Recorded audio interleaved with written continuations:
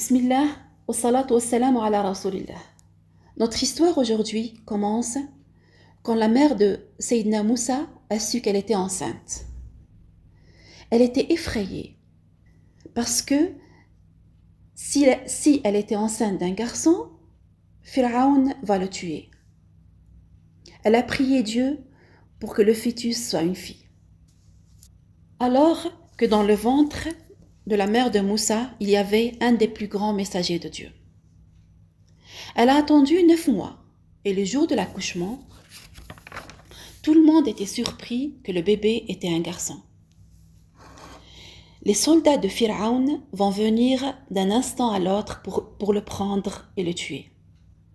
En ce moment, Allah a ordonné à la mère de Moussa de l'allaiter et de le jeter dans la mer. Et il lui a demandé de ne pas avoir peur et de ne pas s'attrister.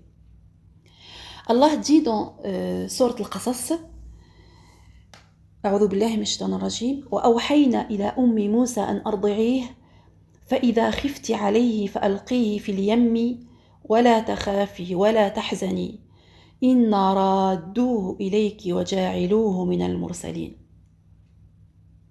Et nous révélâmes à la mère de Moïse, allaite-le, et quand tu craindras pour lui, jette-le dans le flot. Et n'aie pas peur et ne t'attriste pas. Nous te le rendrons et ferons de lui un messager.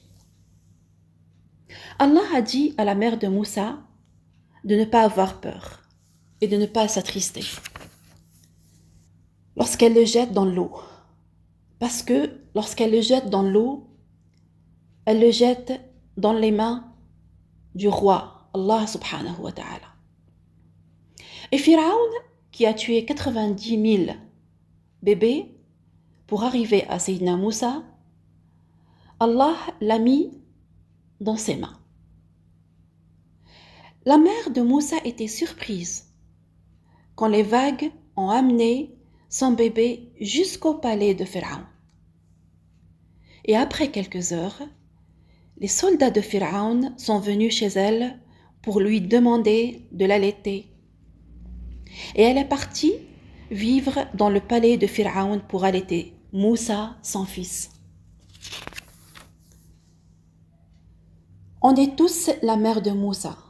Si on ne croit pas, si on n'applique pas les consignes et les paroles d'Allah, on va être perdu. فَإِذَا خِفْتِ عَلَيْهِ فَأَلْقِيهِ فِي الْيَمِّ. Et quand tu craindras pour lui, jette-le dans le flot. Ce verset est adressé à tous ceux qui ont peur de se perdre dans cette vie quand ils vont adorer Allah.